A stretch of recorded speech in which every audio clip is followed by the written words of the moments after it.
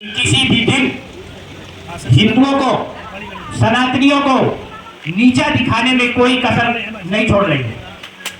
रोज देख रहे हैं, कभी राहुल गांधी कहता है कि हिंदू हिंसक है, कहता है नहीं कहता है?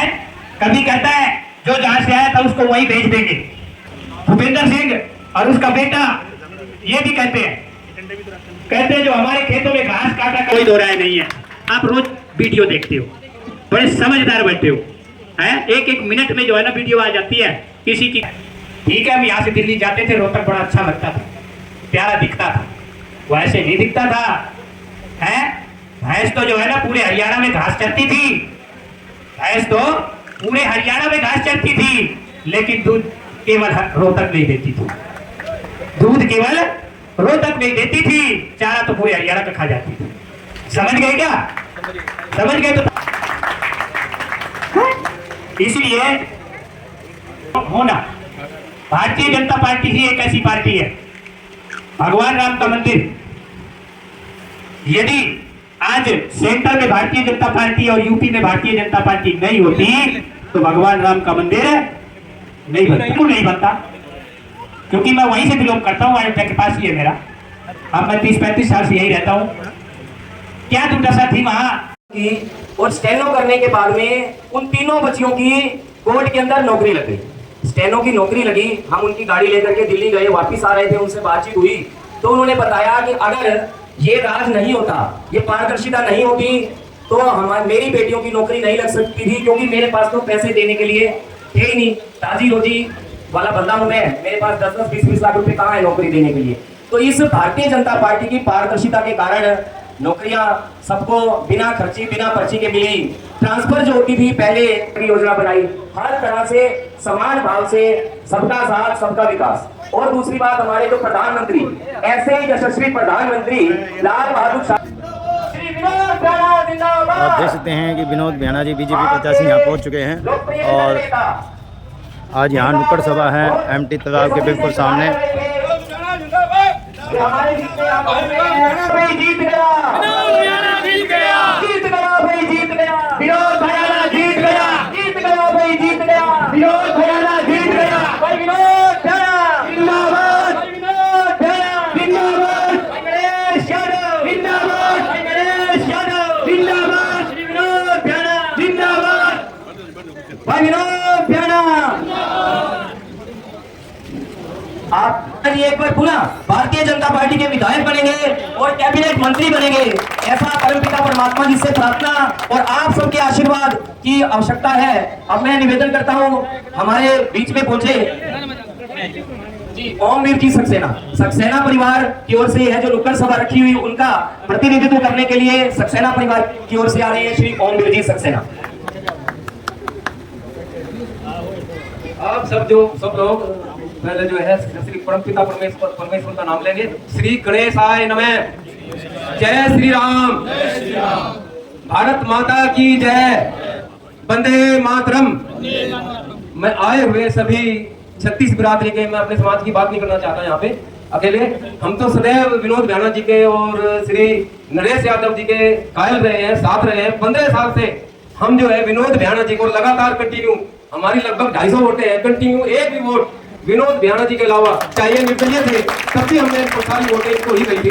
और अब भी हम जो है व्यक्तिगत तौर पे मैं जो इनका प्रचार कर रहा हूँ घूम करके अकेला ही, जो मेरे मित्र हैं। और मैं इनको विश्वास दिला देना चाहता हूँ श्री विनोद भैया जी और नरेश यादव जी के एक एक वोट आने वाली 5 तारीख में श्री विनोद भैया जी के पक्ष में जाएगी। कमल के फूल को बटन दबाकर आप सभी ने विजयी घोषित करना है।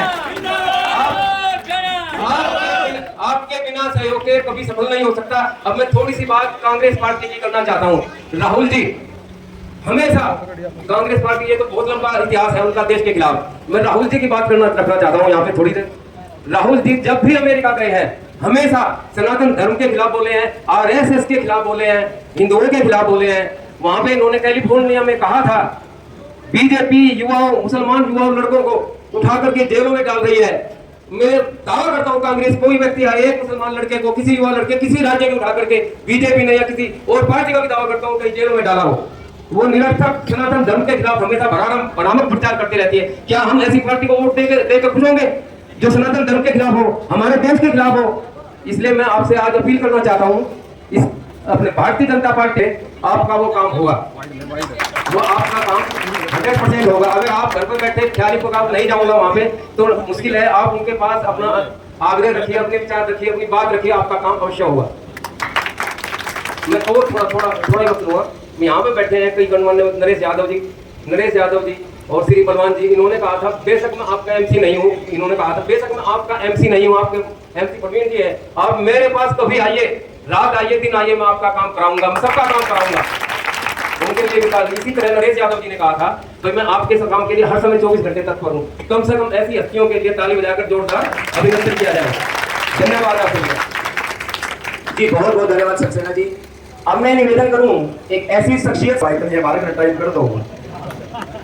और भाई दूसरे कुत्ते में टोकरी और खाली बैठे। आज हमें ताजा बात बताऊंगा। आज उस भाई के कुछ समर्थक मेरे पास आए थे और बढ़िया खबर देके गए हैं, मैं जरूर बताऊंगा तुमने।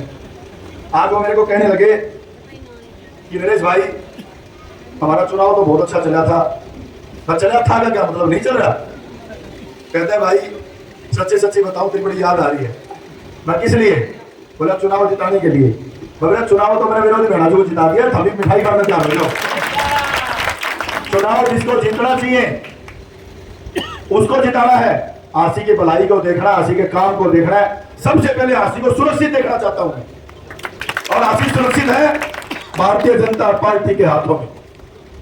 जो नेता मुख्यमंत्री बनने के लिए किसी भी हद तक जाने को तैयार है, उनका टारगेट ही मुख्यमंत्री बनना है, वो मेरी आरसी को सुरक्षित नहीं रख सकते। अगर उनको कभी टाइम आया इस आरसी को भी दांव पे लगाने का, बड़े नेताओं को दांव पे लगा दिया। चौधरी वीरेंद्र सिंह को दांव पे लगा दिया, किरण चौधरी को दांव पे लगा दिया, शैलजा जी को दांव पे लगा दिया, और आपके भाई को दांव पे लगाया। ताजा उदाहरण है ये। तो मैं तो सच्चा आदमी हूं, मैंने कुछ मांगा ही नहीं, मैं तो देके आया हूं। मेरा जब वो मेरे नहीं हुए हम तारीख कहां से उसके अलावा। भाई आज हमारे बीच में भारतीय जनता पार्टी के बहुत ही लोकप्रिय प्रत्याशी हमारे बड़े भाई विनोद भ्याणा जी, सम्मानित मंच। मैं नाम सबके नहीं ले सकता क्योंकि टाइम है, और सारे भाई आपस में नाम जाना है।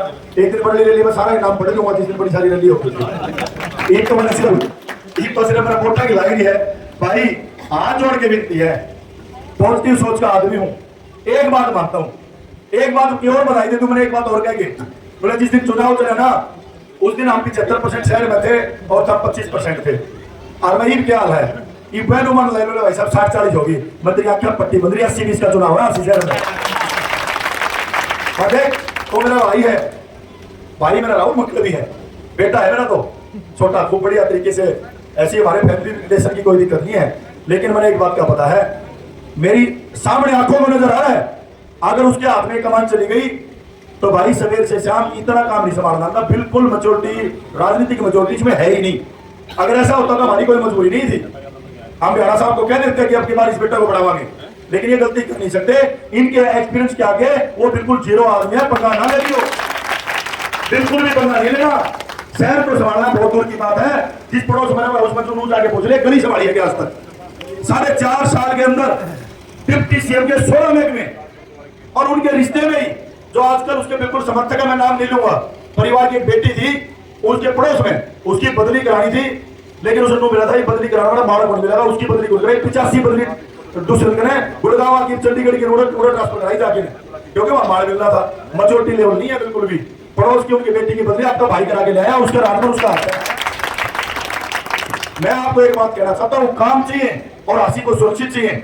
भाई काम के 2 आदमी थे 5 साल में पिछली में, या तो विनोद भ्याणा और या नरेश यादव, दोनों था। बीच में बोला क्या लगे यार, काम की बात हो जाती है करी थी ना। और 1 महीना पहले, 15 दिन पहले तक, 10 दिन पहले तक भी एक हवा थी कि अब की बार चुनाव में मुकाबला नरेश यादव और विनोद भ्याणा के बीच होगा। था या नहीं था?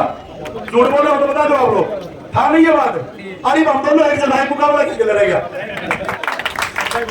भारतीय जनता पार्टी का एक कार्यकर्ता और नेता, टीम नरेश का एक कार्यकर्ता। आज आप देखो महिला विंग हमारी साथ पास में लगी हुई, इतने अच्छे प्रोग्राम हो रहे हैं। मेरी हाथ जोड़ के एक भी वोट खराब ना करियो, सारे भ्याणा साहब का डाल दो, मंत्री पता बना के लाएंगे। बहुत बहुत धन्यवाद। आप जिनका बड़ी बेसब्री से हमारे बहुत ही प्रिय जिन्होंने भारतीय जनता पार्टी में शामिल होकर के पार्टी को विशेष तौर पर मुझे विशेष बल देने का कार्य किया, ऐसे भाई नरेश यादव जी, यहाँ उपस्थित सरसेना परिवार जिन्होंने आज की सभा का आयोजन किया, उपस्थित सभी सम्मानित साथियों, मेरी माताओं बहनों, बुजुर्गों एवं प्यारे बच्चों, आप काफी समय से इंतजार कर रहे हैं। गर्मी बहुत है और हमारे भी कार्यक्रम अभी बहुत बाकी है। मैं ज्यादा लंबा समय आपके बीच में नहीं बोलूंगा, सीधा सीधा आपसे हाथ जोड़ के वोट की अपील करूंगा।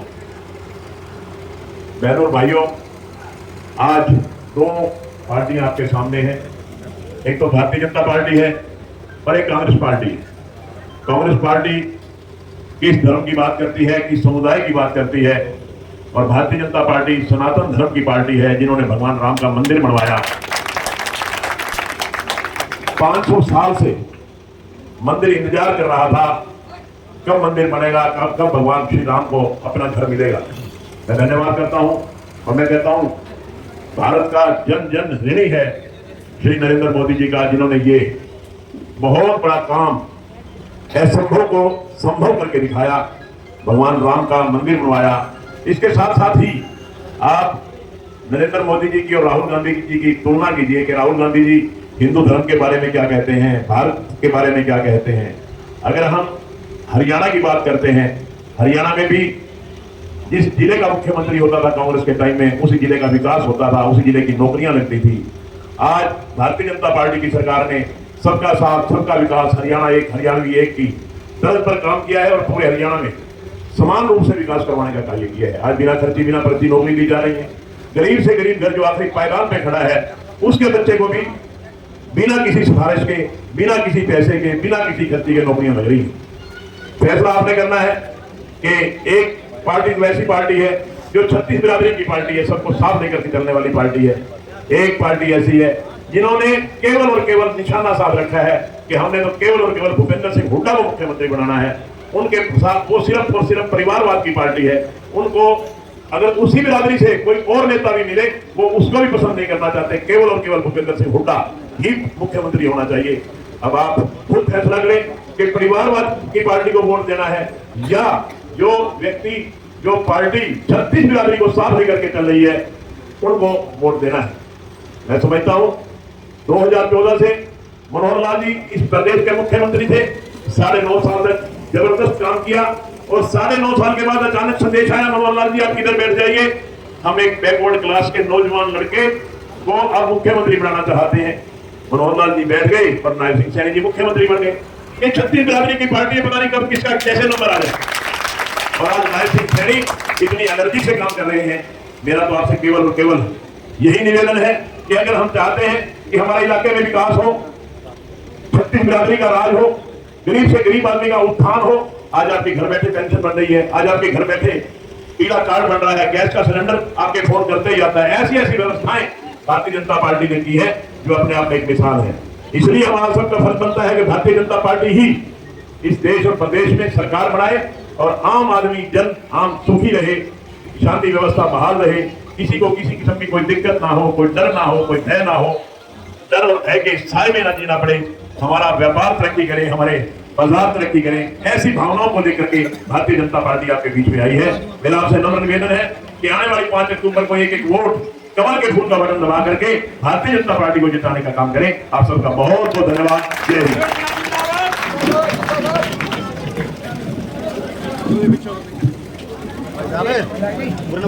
हिंद।